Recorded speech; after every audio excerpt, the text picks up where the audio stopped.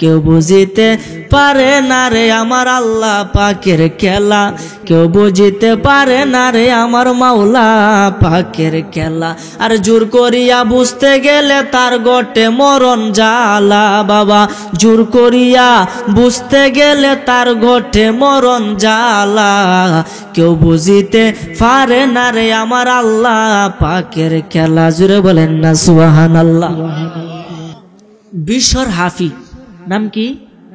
বিশর হাফি একজন লোকের নাম, মনে রাখবেন নাম কি? বিশর হাফি রহমতুল্লাহ আলাই। ওনার মতো এমন খারাপ একজন লোক মনে হয় না যে আর কেউ আছে, এরকম হবে না। উনি কি করতেন জানে? মদ খায়া বেশাল হয়ে পড়ে থাকতো, নাউজুবিল্লাহ কইতে। মদ খায়া বেশাল হয়ে, আর কি লাগে না চিন্তা করে, বেশাল হয়ে পড়ে থাকতো সারা রাত দিন 24 ঘন্টা। তার মা আবার আল্লাহ ভক্ত, নামাজ পড়ে 5 ওয়াক্ত। তাহলে এই ভূত হইছে আরেক রকম, কেন হইল এবং এই লোকটা কিভাবে ফিরে আসলো? যদি ভালোর করতে হয়, সে সাময়িক খারাপ কাজ করলেও অবশ্যই সে ভালো হয়। আর খারাপের করতে হইয়া সাময়িক ভালো কাজ করতেছে, ভবিষ্যতে সে খারাপই হবে। কথা কোন ঠিক কিনা?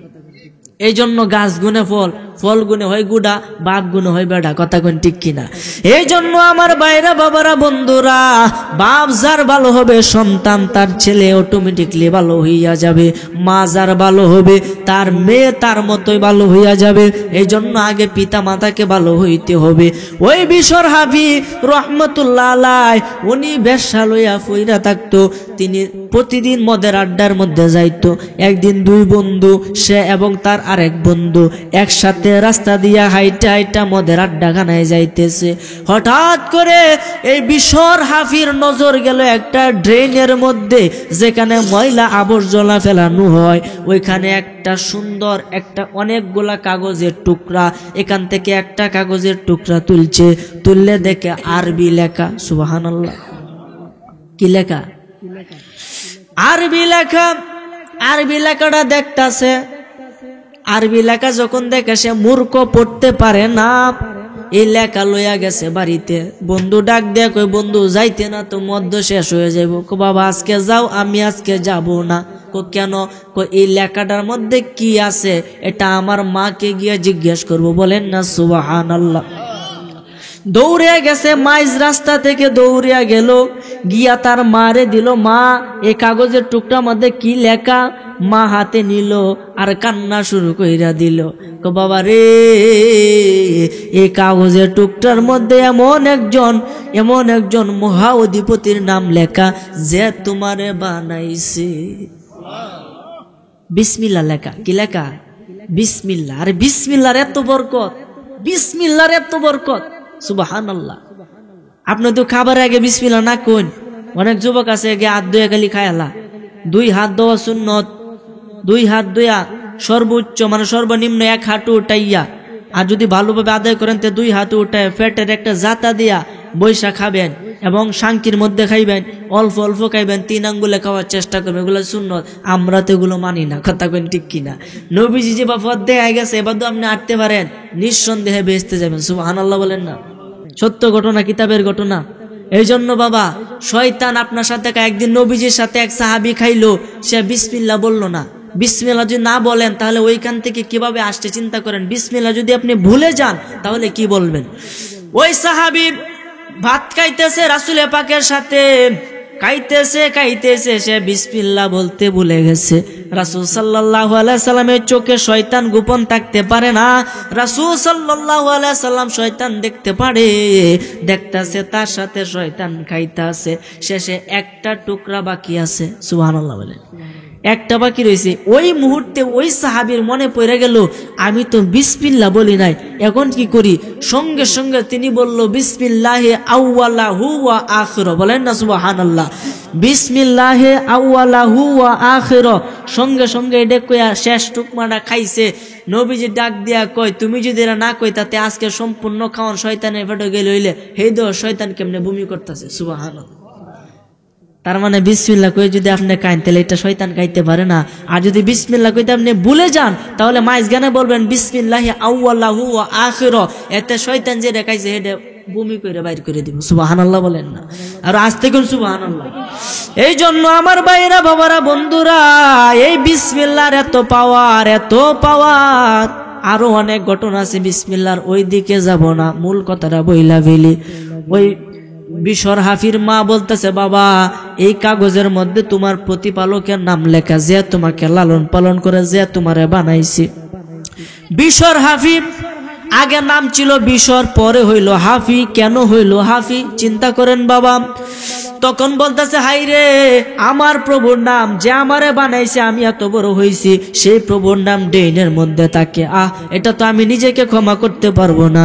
সে কি করলো, সুন্দরভাবে কাগজটাকে একটু মুছলো, মুইসা বাজারে চলে গেল।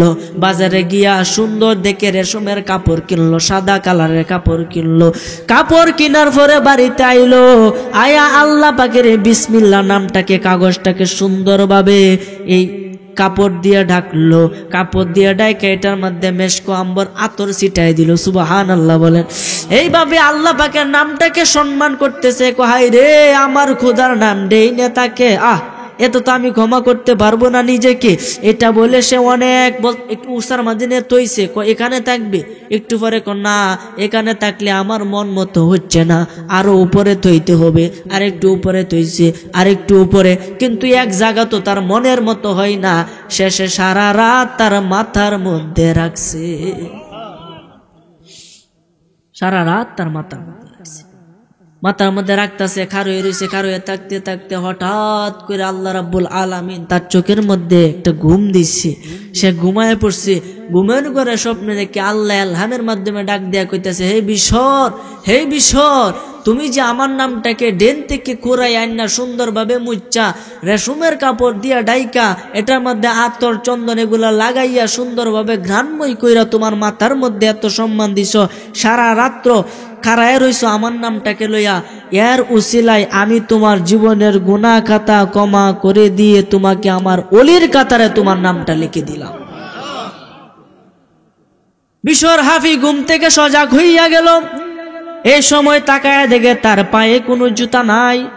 হাফি শব্দের অর্থ হইছে খালি পাওয়ালা, মানে জুতা ছাড়া খালি পাওয়ালা। তখন বিশরে বলতেছে, আমি এত বড় একটা সুসংবাদ পাইলাম, তাও আবার খালি পায়ে। আজকে থেকে আমার নাম বিশর হাফি, মানে খালি পাওয়ালা। ওই দিনের পর থেকে বিশরে আর কোনোদিন জুতা পরে নাই। গোল্ড অফ মদিনা, সুন্নিয়তের অহংকার। সব কিন্তু বাবা চোখে দেখা যায় না। এটা এত দামি জিনিস, এত দামি জিনিস রে বাবা। আমার ভাইরা বাবারা বন্ধুরা, আপনার একটা জায়গা আছে, সব কত দামি জিনিস রে বাবা। একটা সব কত দামি। হাসরের ময়দানে এক ব্যক্তির নেকি বুদ্ধি ওজন করা হবে।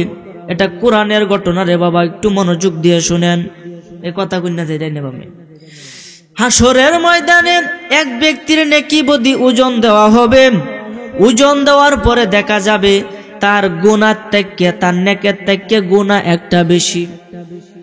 নেকের থেকে গুনাহ একটা বেশি। এখন আপনি বলেন, গুনাহ যদি বেশি থাকে তাহলে লোকটা কোথায় যাবে? জাহান্নামে যেত না? আল্লাহর ফায়সালা, লোকটা যাবে জাহান্নামে। একটা নেকির শর্ট। এখন ওই ব্যক্তি আল্লাহর কাছে ফরিয়াদ করে, আল্লাহ আমি দুনিয়ার মধ্যে পাপ কাজ করছি। আমার মা বলছে নামাজ পড়ার জন্য আমি পড়ি নাই, আমার স্ত্রী বলছে নামাজ পড়ার জন্য আমি পড়ি নাই, আমার ছেলে আমাকে তাগদা করছে নামাজ পড়ার জন্য আমি পড়ি নাই। আমি শুধু শাস্ত্রে বইয়া চা খাইছি, বিড়ি খাইছি, আড্ডা দিছি, গাঞ্জা সেবন করছি, ইয়াবা বাবা খাইছি, খারাপ কাজ করছি। খারাপ কাজের ভিতরেও হালকা পাতলা কিছু আমল করে আমি এই সব দিয়ে কামাইছি। এখন একটা সব আমার শর্ট। আল্লাহ মেহেরবানি করিয়া আমাকে একটা সুযোগ দাও। আমার অনেক আত্মীয় আছে যাদের কাছ থেকে আমি একটা নেকি পাইব। জোরে বলেন না সুবহানাল্লাহ।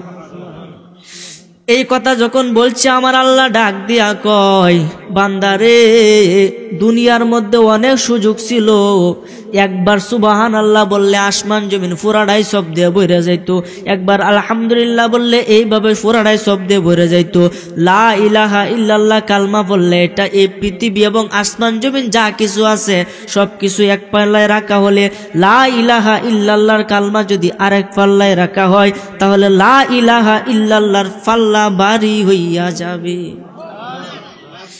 এত মর্তবা জিনিস আমি তোমারে বাবা দুনিয়াত দিছি, তুমি দুনিয়াত কিছু করো নাই, অন হাসরে মাঠ হয়েছে একটা নেকির লাগে তুমি পাইতা না। আল্লাহ একটা সুযোগ তুমি দাও তোমারে বান্দারে, যা তোর সুযোগ দিলাম, তুই একটা নেকি করতে পারস, যা দেয়া হইব। গেল তার মার কাছে, ডাক দিয়া কয় মা 10 মাস 10 দিন আমারে তুমি গর্বে রাখছো, কত কষ্ট তুমি সহ্য করছো রে মা, আজকে তোমার ছেলে একটা নেকির জন্য জাহান্নামে যাবে রে মা, তোমার কি একটু মায়া লাগে না? তোমার তো অনেক নেকি, তুমি তো নামাজ পড়ছো, বেশি বেশি ইবাদত করছো, একটা নেকি আমাকে দাও। মা ডাক দেয়া বলে সন্তান রে, আমি দুনিয়ার মধ্যে যে বিয়া হয়েছে এটাই তো মনে নাই। সুবহানাল্লাহ, যে বিয়া হয়েছে যে এটা তোমার মনে নাই, কেয়ার সব দিতে যাও। মা ফাড়াইয়া দিল, মার কাছ থেকে খালি হাতে ফিরে আইলো, গেল বাবার কাছে। বাবা ডাক দিয়া কয় আমার কোনো সন্তান আসিন বলে আমার জানা নাই, যাও তুমি আমার সন্তান না। পিতা সন্তানকে অস্বীকার করবে, মা তার ছেলেকে অস্বীকার করবে রে বাবা। এই জন্য এই দুনিয়া কেউ কারো আপন না, আপনি মারা গেলে আপনার সাথে কেউ যাবে না, একমাত্র আপনি মারা যাওয়ার পরে আপনার আমল নামা আপনার সঙ্গে যাবে। কথা বলেন ঠিক কিনা? এই জন্য তো আমি কই চিন্তা করে দেখো না কবরে কি যাইবা না, চিন্তা করে দেখো না কবরে কি যাইবা না, যেই কবরে আমল ছাড়া সঙ্গে কিছু যাইবে না, যেই কবরে ঈমান ছাড়া সঙ্গে কিছু যাইবে না, চিন্তা করে দেখো না কবরে কি যাইবা না, চিন্তা করে কবরে কি।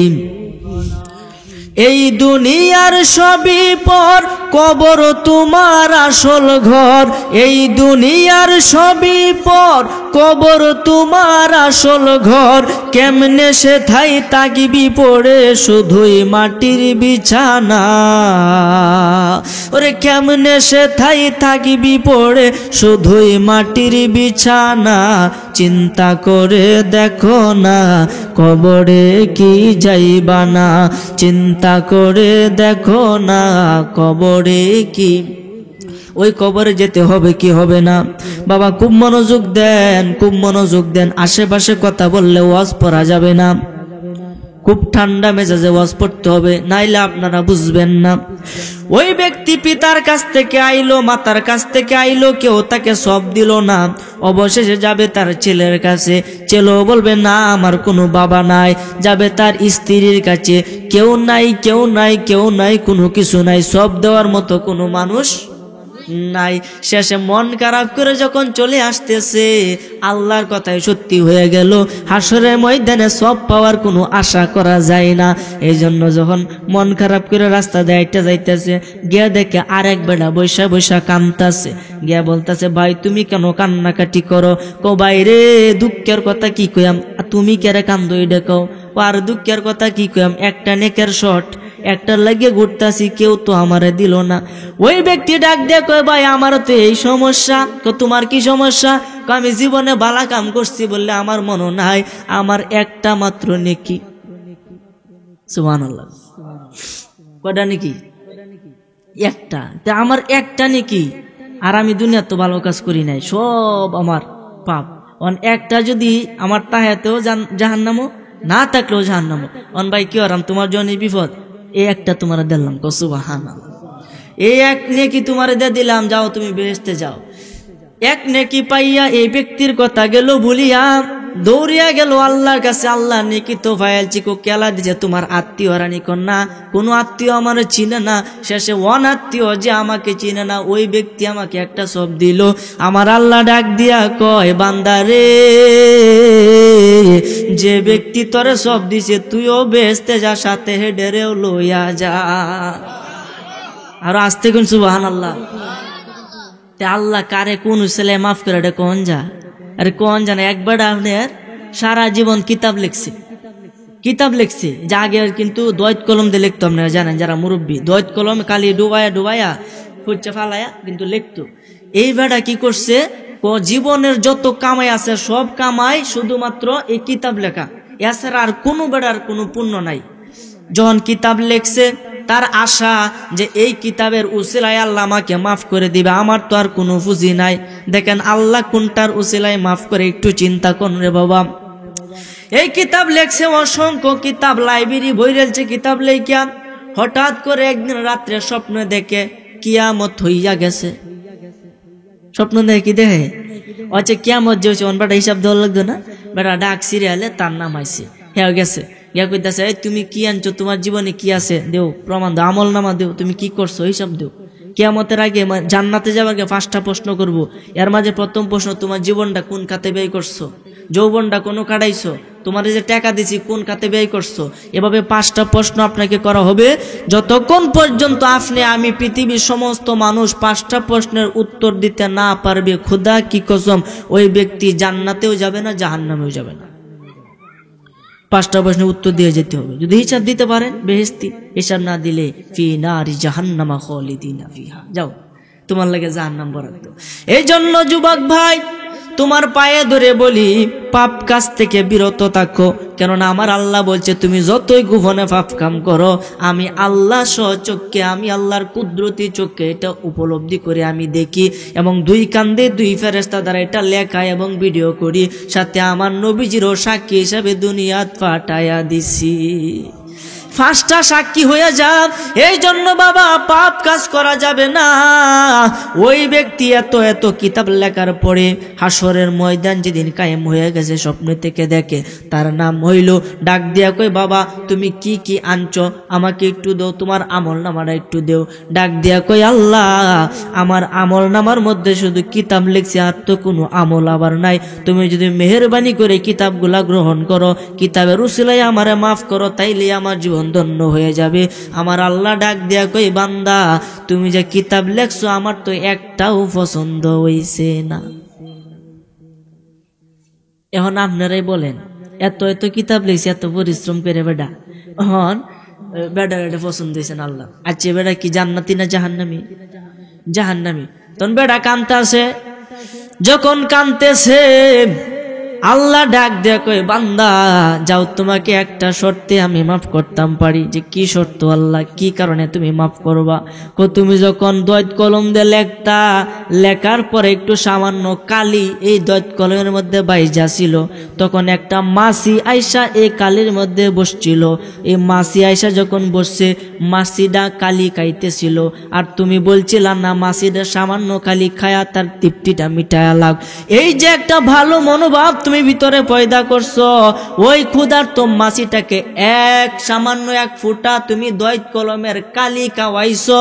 এই কালি খাওয়ানির উসিলায় এই মাসিটাকে পিপাসার্থ ছিল, পিপাসা থেকে মুক্ত করার উসিলায় আমি তোমারে ওইটার উসিলায় মাফ করে তোমাকে জাহান্নাম থেকে বের করে জান্নাত নসিব করিয়া দিলাম। আল্লাহু আকবার বলেন, আরো জোরে বলি ইয়া রাসূলুল্লাহ।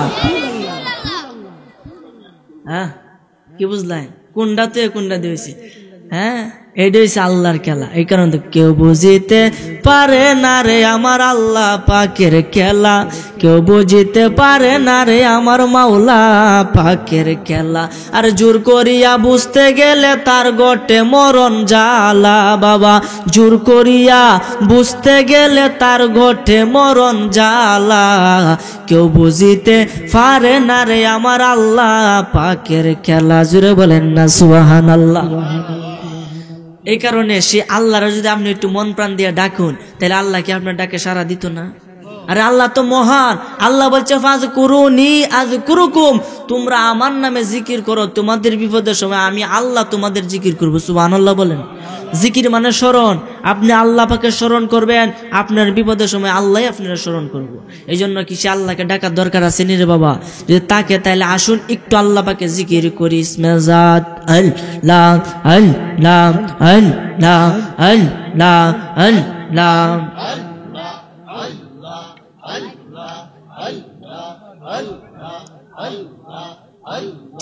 আল্লাহ আল্লাহ ভেবে দেখি রে আমার মন দম ফুরাইলে কে তোমারে কইরা নেয়া পবন আল্লাহ আল্লাহ ভেবে দেখি রে আমার মন দম ফুরাইলে কে তোমারে কইরা নেয়া পবন আল্লাহ মাশাআল্লাহ আল্লাহ আল্লাহ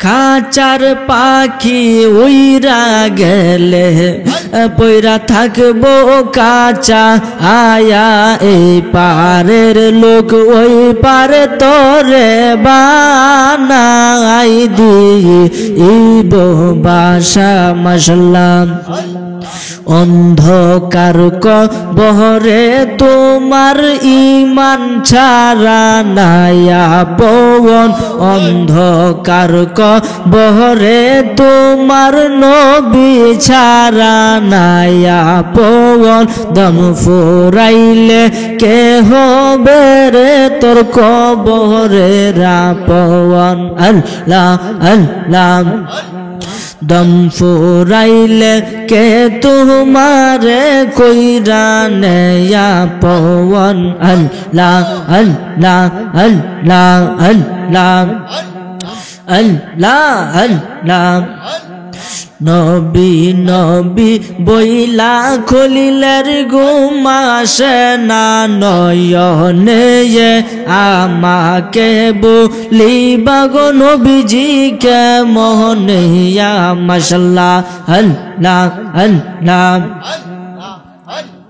রঙম হলে তাক বাগো বন্ধু পালক কে শুইয়া আয়া কোন সন্ধানে আজরাইল ঢুকিবে আসিয়া মাশাআল্লাহ দুয়ারে প্রহরী থুইয়া ঘরে ঢুকবে কেমনে দুয়ারে প্রহরী থুইয়া প্রবেশ করবে কেমনে আল্লাহ আমাকে বলিবা গো নবীজি কেমনে ইয়া মাশাআল্লাহ আল্লাহ আল্লাহ আল্লাহ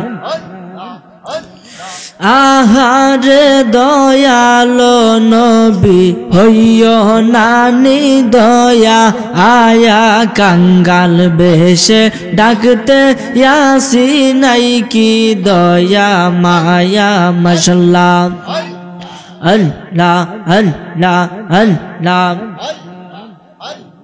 আল্লাহ লোক সমাজে যে যা বলুক আমি ছাড়ব না প্রেম জীবনে লোক সমাজে যে যা বলুক আমি ছাড়ব না প্রেম জীবনে আমাকে পুলিবা গো নবীজিকে মোহনে ইয়া আল্লাহ আল্লাহ আল্লাহ আল্লাহ আল্লাহ নবী বিনে আপন কেহ নাই হাইরে মুমিন ভাওয়াই নবী বিনে আপন কেহ নাই আল্লাহ আল্লাহ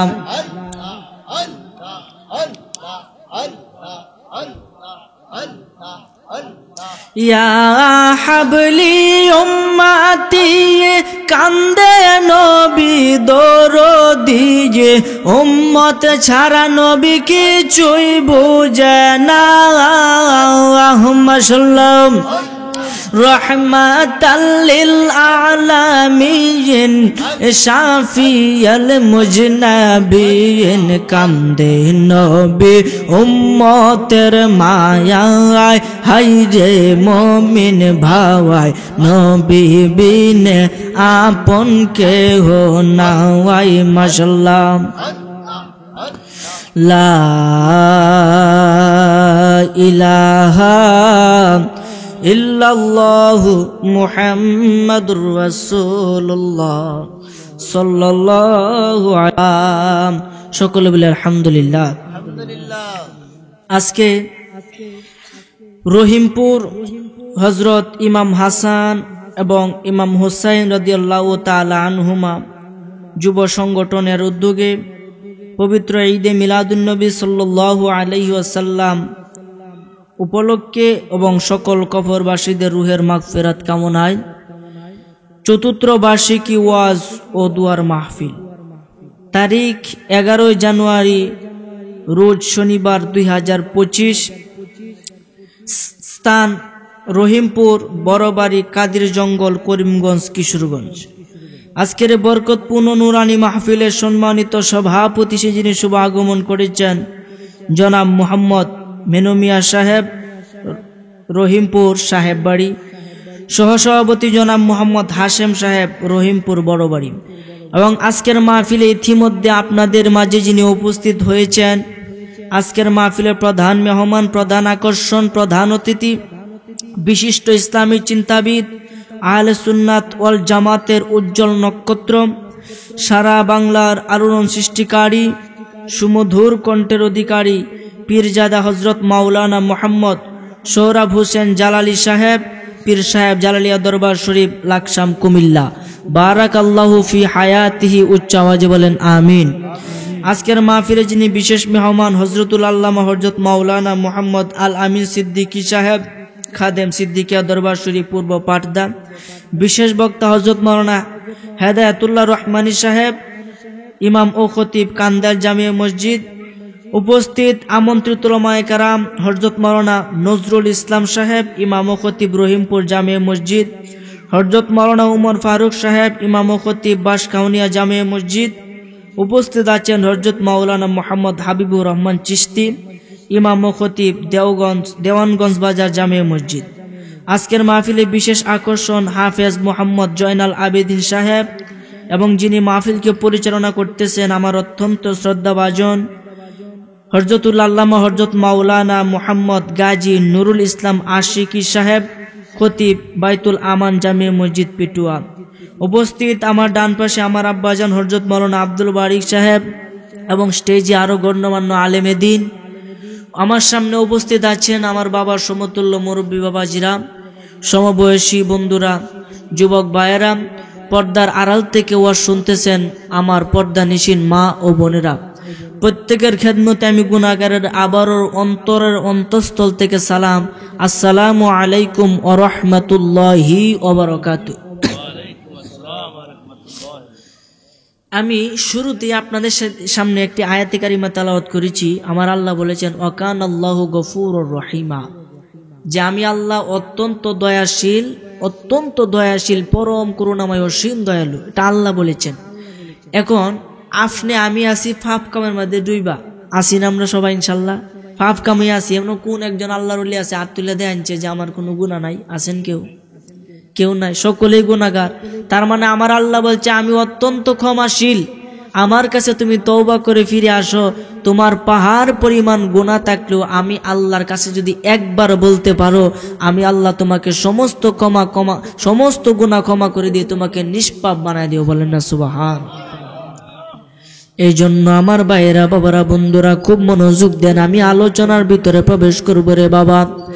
এর আগে আপনারা মনোযোগী হতে হবে, না হলে আলোচনা বুঝবেন না। সকালে উইটা আবার গালি দিয়েন না। এই জন্য আগে বুঝবেন, না বুঝলে প্রশ্ন করবেন। আমার আল্লাহ ডাক দেয়া কই, বান্দা জীবনে কত পাপ করবে, পাপ কর, কোনো সমস্যা নাই। যেদিন হেদায়েতের আলো, হেদায়েতের নূর তোর অন্তরের ভিতরে জ্বালিত হইয়া যাবে, ওই দিন যদি তুই এক ফোঁটা চোখের পানি চোখ দিয়া বাইর করে আমার কাছে তওবা করতে পারস, তোর জীবনের গুনাহ খাতা ক্ষমা করে দিয়ে তোকে নিষ্পাপ মাসুম বাচ্চার থেকে আরো নিষ্পাপ বানায়া দিব। আমার আল্লাহ ভারে কি ভারে না? আরে ভারে যে কেমন চিন্তা করেন, শুধু মাফ করতো না, আপনার ওলি বানায় দিব। সুবহানাল্লাহ বলেন না। বিশর হাফি, নাম কি? বিশর হাফি একজন লোকের নাম, মনে রাখবেন। নাম কি? বিশর হাফি রহমাতুল্লাহ আলাই। ওনার মতো এমন খারাপ একজন লোক মনে হয় না যে আর কেউ আছে। এরকম হবে না। উনি কি করতেন জানে? মদ খায়া বেশা লয়ে ফিরে থাকতো। নাউজুবিল্লাহ। মদ খায়া বেশালে আর কি লাগে না চিন্তা করে, বেশালে হয়ে থাকতো সারা রাত দিন 24 ঘন্টা। তার মা আবার আল্লাহ ভক্ত, নামাজ পড়ে 5 ওয়াক্ত। তাহলে এই ভূত হইছে আরেক রকম, কেন হইল এবং এই লোকটা কিভাবে ফিরে আসলো? যদি ভালো করতে হয় সে সাময়িক খারাপ কাজ করলেও অবশ্যই সে ভালো হয়, আর খারাপের করতে হইয়া সাময়িক ভালো কাজ করতেছে, ভবিষ্যতে সে খারাপই হবে। কথা কোন ঠিক কিনা? এই জন্য গাছ গুনে ফল, ফল গুনে হয় গুড়া, বাপ গুনে হয় বেড়া। কথা কোন ঠিক কিনা? এই জন্য আমার ভাইরা, বাবারা, বন্ধুরা, বাপ যার ভালো হবে সন্তান তার ছেলে অটোমেটিকলি ভালো হইয়া যাবে, মা যার ভালো হবে তার মেয়ে তার মতোই ভালো হইয়া যাবে। এই জন্য আগে পিতা মাতাকে ভালো হইতে হবে। ওই বিশর হাফি রহমতুল্লাহ আলাই উনি ব্যবসা লইয়া ফইরা থাকতো, তিনি প্রতিদিন মদের আড্ডার মধ্যে যাইতো। একদিন 2 বন্ধু, সে এবং তার আরেক বন্ধু একসাথে রাস্তা দিয়া হাইটা হাইটা মদের আড্ডাখানায় যাইতেছে। হঠাৎ করে এই বিশর হাফির নজর গেল একটা ড্রেনের মধ্যে, যেখানে ময়লা আবর্জনা ফেলানো হয়। ওইখানে একটা সুন্দর একটা অনেকগুলা কাগজের টুকরা, এখান থেকে একটা কাগজের টুকরা তুলছে, তুললে দেখে আরবি লেখা। সুবহানাল্লাহ। কি লেখা? আরবি লেখা। আরবি লেখাটা দেখতাছে। আরবি লেখা যখন দেখে সে মূর্খ, পড়তে পারে না, এই লেখা লইয়া গেছে বাড়িতে। বন্ধু ডাক দেয়া কই, বন্ধু যাইতে না তো মদ্য শেষ হয়ে যাইব। কো বাবা আজকে যাও, আমি আজকে যাব না। কো কেন? কো এই লেখাটার মধ্যে কি আছে এটা আমার মাকে গিয়ে জিজ্ঞেস করব। বলেন না সুবহানাল্লাহ।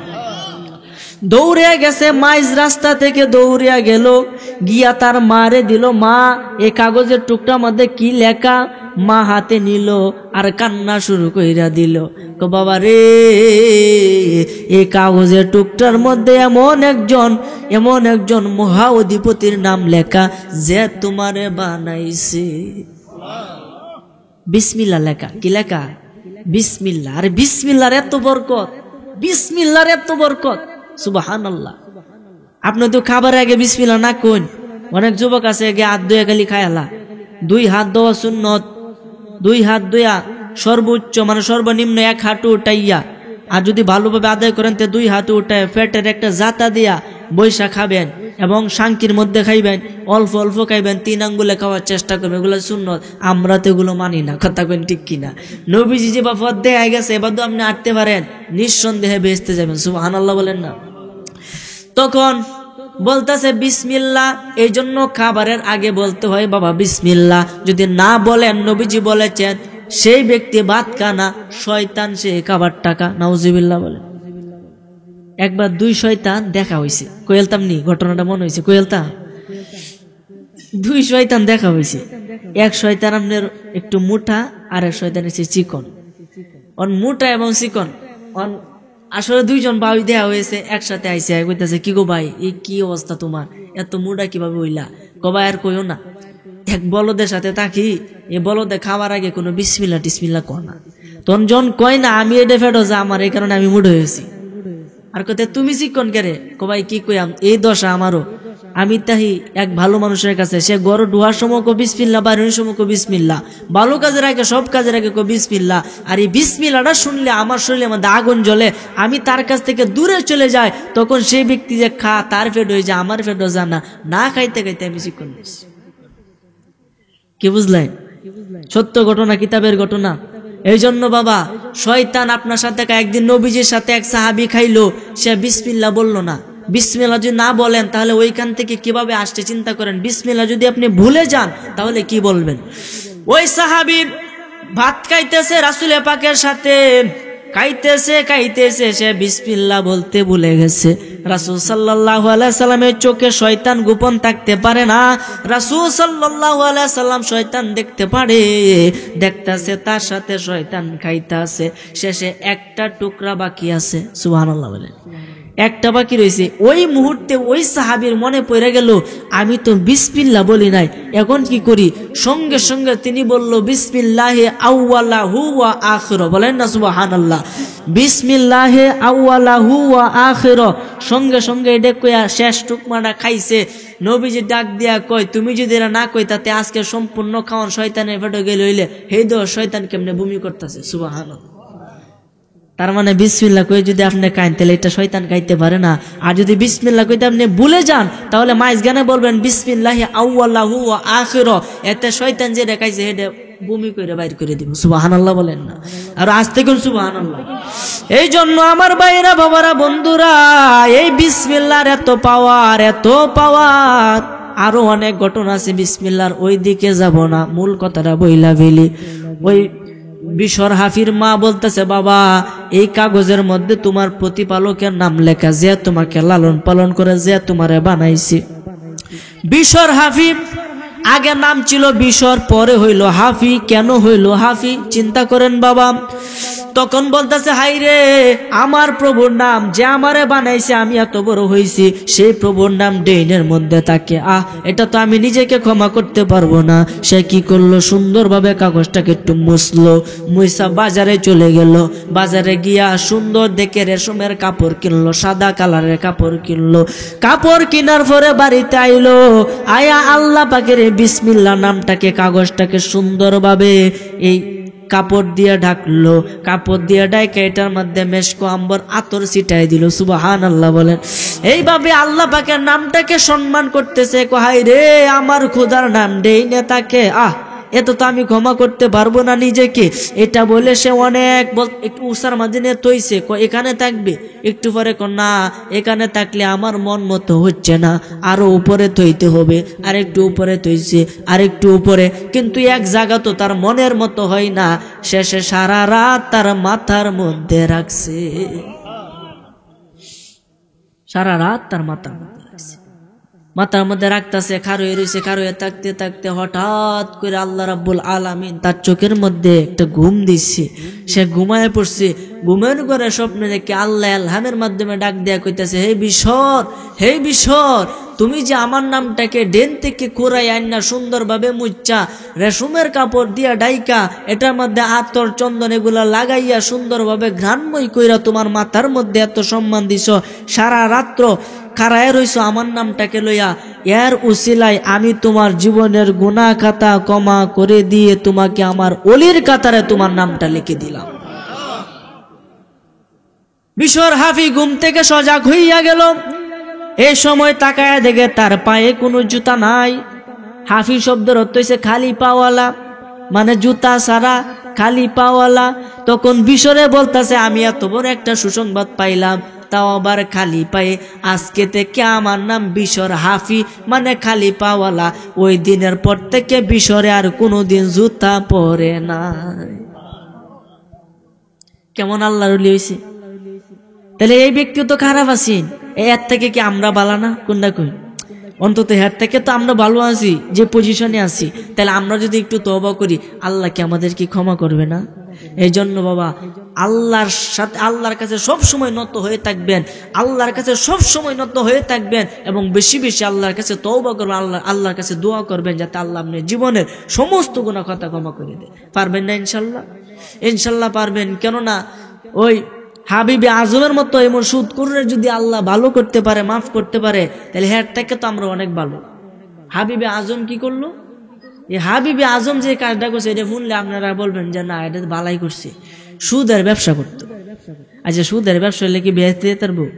সুদখোরের পেট হাসরের ময়দানে হাতির মতো বড় হবে, তাকে এই অবস্থায় জাহান্নামের মধ্যে নিক্ষিপ্ত করা হবে, এবং সে ছটফট করতে থাকবে, লড়তেও পারবে না। তাহলে কিরকম শাস্তিরা হবে চিন্তা করে। এই জন্য আমার ভাইরা বাবারা বন্ধুরা, সুদ ঘুষ খাওয়া যাবে না। আল্লাহ পবিত্র কোরআনে সরাসরি বলছে, আমি ব্যবসাকে হালাল করে দিলাম এবং সুদকে আমি হারাম করে দিলাম। এরপর যদি কেউ সুদ খায়, সুদ গ্রহণ করে, সে বিনা হিসাবে জাহান্নামে যাবে। এই জন্য বাবা, সুদ খাওয়া যাবে না।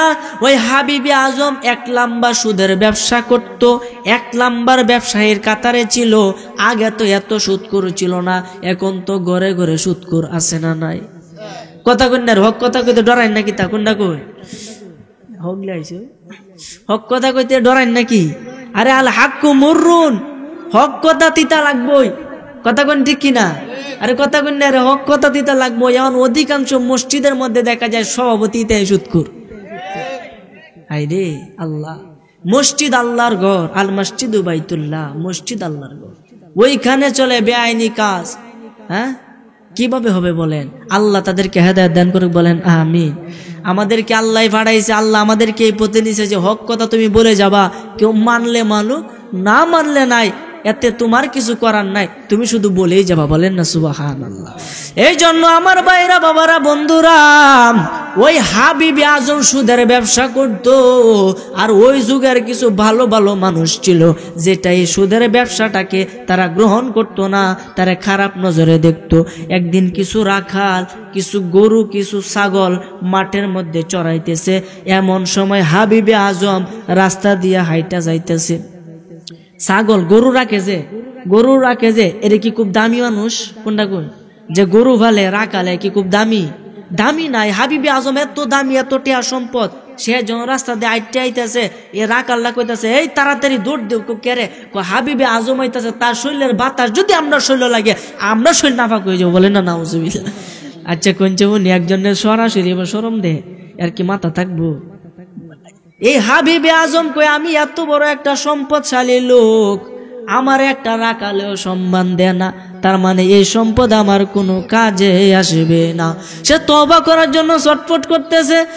ওই যুগের একজন বিখ্যাত ওলি ছিল, নাম তার হাসান বসরি রহমতুল্লাহ আলাই।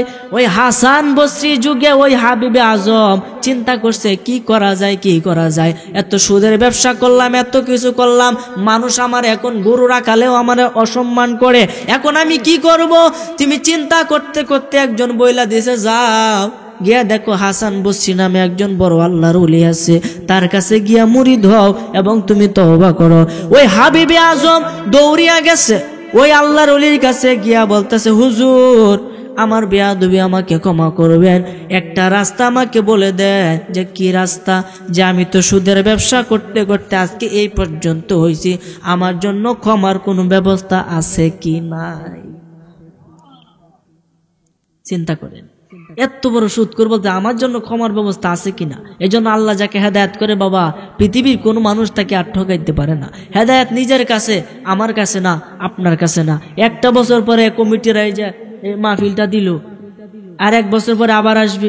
এই এক বছরের ভিতরে অনেক মানুষ মরতে পারে কি পারে না? এমনকি আমি যে মাইক দেওয়াজ করতেছি, সামনে বছর এখানে আসতে পারবো এই গ্যারান্টি কি দিতে পারবো? না। হায়াত মত এটা বইলে আসে না। আমার আগে আমার পিতা যাইতে পারে, পিতার আগে সন্তান যাইতে পারে। এই জন্য পৃথিবীতে আসার একটা সিরিয়াল আছে বাবা, যাওয়ার কোনো সিরিয়াল নাই। এই জন্য সবসময় মৃত্যুর জন্য প্রস্তুত হবেন ইনশাল্লাহ। সবাই রাজি আছেন ইনশাল্লাহ? এই জন্য সুদ ঘুষ থেকে আপনারা নিরাপদে থাকবেন, হেফাজতে থাকবেন।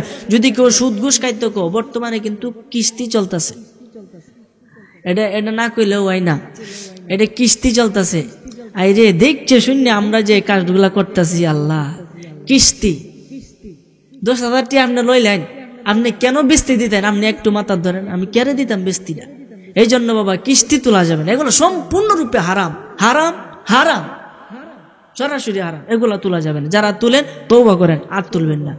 এই জন্য আমার ভাইরা, বাবারা, বন্ধুরা, ওই কিস্তির মতো ওইটাও সুদ। সে গেছে বলতেছে আমাকে তওবা করার একটু চান্স আছে নাকি? আছে, তওবা তোমার কবুল হবে, তবে একটা শর্ত আছে। কি শর্ত? তোমার যে টাকা সম্পদ আছে, আছে বহুত, হিসাব ছাড়া, সমস্ত কিছুই তুমি আল্লাহ রাস্তায় দান করে দিবা বিনা সবের আশায়। কি কইছে? মানে সব যাতে না হয়, যে সব হইব দিলে এটা না, কারণ এটার মধ্যে হারাম পয়সা আছে, এটা তুমি ডাইরেক্ট সাইডে দিবা, এটা তোমার না। তাহলে হুজুর বালাডি কইতা শুনছে যে বালাডি এবং খারাপটি উবডি দিতাম, কয় বালার সাথে খারাপের সাথে তাইকে বালাটাও খারাপ হয়ে গেছে, অন ব্যক্তিতে দিবা। কন্যা সুবহানাল্লাহ। আপনার এক পোয়া দুধের মধ্যে যদি একটু সেনা পরে খাইবেন, পুরাটাই তো বাতি। এই কারণে খারাপের সাথে ভালো থাকলে যেমন ভালোটা খারাপ হইয়া যায়, তেমনি ভাবে ভালোর সাথে খারাপ থাকলে ওই ভালোটাও খারাপের ন্যায় হইয়া যায়। এই জন্য তোমাকে আমি বলবো, হাবিবে আজম, তুমি সমস্ত টাকা এই মানুষদেরকে বিলায় দিবা, একটা টাকাও তোমার কাছে রাখবা না, তাহলে তোমার তওবা আল্লাহ কবুল করবে। জোরে বলেন না সুবহানাল্লাহ। এই জন্য আমার ভাইরা, বাবারা, বন্ধুরা, ওই হাবিবে আজম তওবা করলো এবং মানুষদেরকে ডাক দেওয়া শুরু করলো, ভাই আসো আসো, সব টাকা নিয়ে যাও। মানুষ কর না বাবা, তোমার কাছে গেলে টাকা চাইবা, তোমার কাছে যাওয়া যাবে না। কোন না, সত্যি কথা, তোমার সব টাকা দিলাম, আয়ো আয়ে না, একজন দুইজন আয়ে ডরায়া ডরায়া যখন এক দুইজন টেহা নিছে, দলে দলে লোক আওয়া শুরু করছে। চিন্তা করে যে কিতা মাল দেয় না, টিসিবি না ডিসিবি, দেখুন যে সিরিয়াল যা লাগে, আহা কম্পা যা। তেমনি খালি পাইতাছে, মানে ফ্রিতে টেহা পাইতাছে, সবাই দল বাইন্দে আইতাছে, গরিব দুঃখীরা সবাই আয়া সব টেহা নিয়ে যায় অন্ত বেড়ায় ভিখারি। এখন এক সময় ছিল সবচাইতে বড় ধনী, এখন হয়েছে সবচাইতে বড় গরিব। এখন সে মিসকিন হয়ে গেছে, কোনো কাজই পায় না। বাড়িটাও পর্যন্ত তার বিনষ্ট হইয়া যাওয়ার পথে, এখন সে খাবার খাইতো ভাই না। এখন তার বিবি বলতেছে, স্বামী গো, এত এত সম্পত্তি ছিল আপনার, আজকে কোথায় গেল? এই জন্য টাকার অহংকার করা যাবে না, বাড়ির অহংকার করা যাবে না, গাড়ির অহংকার করা যাবে না। সবকিছু তো একদিন মৃত্যুবরণ করতে হবে, ওই দিন বুঝবেন আসলে সম্পদের কত জ্বালা।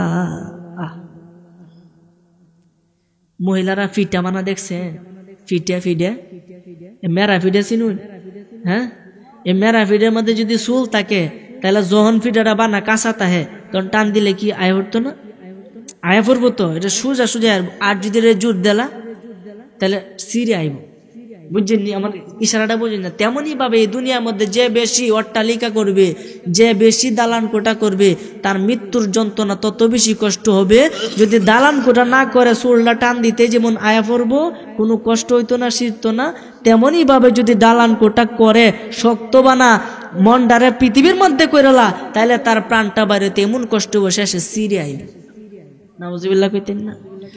দেহ তোমার চর্মচর গলে পচে যাবে, শিরার উপশিরা গুলি ছিন্ন ভিন্ন হবে, মুন্ডু মেরু দণ্ড সবই হবে খণ্ড খণ্ড, মুন্ডু মেরু দণ্ড সবই হবে খণ্ড খণ্ড, পড়ে রবে মাটির উপর রে মন আমার, কেন বান্ধো দালান ঘর, একদিন মাটির ভিতরে হবে ঘর রে মন আমার, কেন বান্ধো দালান ঘর। জোরে বলেন না সুবহানাল্লাহ। গজল কইলে তো ভালাই লাগে, ওয়াজ করলেও ভালো লাগে। কুন্ডা তো এ কুন্ডা কই, অনেক ওয়াজ, কুন্ডা তো এ কুন্ডা কই, বক্তা আইলে আমি শেষ। এই জন্য খুব তাড়াতাড়ি করে কই, আপনারা আমার কথা বুঝতেছেন নি বাবা? এপিসারা বুঝতেছুন? আতুলে দেয় আপনারা বুঝতেছেন নি? ইনশাল্লাহ মাশাল্লাহ। না বুঝলে একটু প্রশ্ন করবেন, সোহালে উঠতে আবার মুরব্বীরে কন্যা যে কি বক্তা আনছো, কিস্তা তো বুঝলাম না। এই কারণে আপনারা একটু বোঝার চেষ্টা করবেন। ওই হাবিবে আজম বাড়িতে গেছে, তার বিবি তারে বকা শুরু করছে, কালকে থেকে কাজে যাইবা, নাইলে তো খাওয়ান ভাইতা না। আগে কিন্তু বাজারে বদলি থাকতো, বইয়া থাকতো, তখন মানুষের জ্ঞান তো, এখন কামলা বিছায়া ভাবা যায় না। কথা কোন ঠিক কিনা? এই জন্য আমার ভাইরা, বাবারা, বন্ধুরা, ওই হাবিবে আজম গেছে বাজারে, কামলা দিত, কাজ করত, কিন্তু কেউ তাকে কাজে নেয় না। আরে তুমি এত বড় সম্পদশালী লোক, তোমারে কাজে নিতে পারবো না, তোমাকে কাজে নিতে পারবো না, যাও যাও যাও। কেউ তাকে কাজে নেয় না। শেষে অনেক কষ্ট সহ্য করে যখন সবাই চলে গেল, সে একা একা বৈশা রইল, তাকে কেউ নিল না। শেষে সে অবাক হয়ে ওযু কইরা পবিত্র হইয়া মসজিদের ভিতরে চলে গেল। আমরা কথাটা না কই তাহলে সুবিধা হইবে। সে মানে বাজারে গেছে, তারে কামনা নিত, কিন্তু কেউ তারে নিছে না। শেষে মসজিদে চলে গেল, গিয়া কি করলো? নামাজ পড়া শুরু করলো। নামাজ পড়তে পড়তে সন্ধ্যা যখন হইয়া গেল, তখন নামাজ থেকে ফারেক হইয়া সে বাড়িতে চলে গেল। বাড়িতে যাওয়ার পরে বিবি তার হাতের দিকে তাকায় রইছে যে আমার সামনে কাজ করে কিছু টাকা আনবে, সেই টাকায় বাজার করে কিছু মালপত্র ঘরের ভিতরে আনবে, আর আমরা ওইগুলা রান্না করে খাবো। বিবি তার আশায় বসে রইছে, কিন্তু দেখে খালি হাত, কিছুই নাই। এখন তো বিবিকে একটু সান্ত্বনা দিতে হবে। বলতেছে, স্বামী কি খাওন কইতে? বিবি গো, যে মালিকের কাজ করছি, মালিকে বাকি তৈছি, পরে দিব। বলেন না সুবহানাল্লাহ। কোন মালিকের কাম করছে? হ্যাঁ, তাকবীর দিন। নারে তাকবীর, নারে রিসালাত, নারে গাউসিয়া, নারে হায়দারি, নারে হায়দারি আহলে সুন্নাত ওয়াল জামাত নারে তাকবীর সোহরাবুদ্দিন হুজুরের আগমন বিশ্ব হুজুরের আগমন বিশ্ব হুজুরের আগমন জালালি হুজুরের আগমন নারে তাকবীর নারে রিসালাত আহলে সুন্নাত ওয়াল জামাত নারে তাকবীর সোহরাবুদ্দিন হুজুরের আগমন জালালি হুজুরের আগমন বিশ্ব হুজুরের আগমন বিশ্ব কেবলার আগমন বিশ্ব হুজুরের আগমন আল্লাহর ওলির আগমন আল্লাহর ওলির আগমন নারে তাকবীর নারে রিসালাত জালালি হুজুরের আগমন জালালি হুজুরের আগমন বিশ্ব হুজুরের আগমন বিশ্ব কেবলার আগমন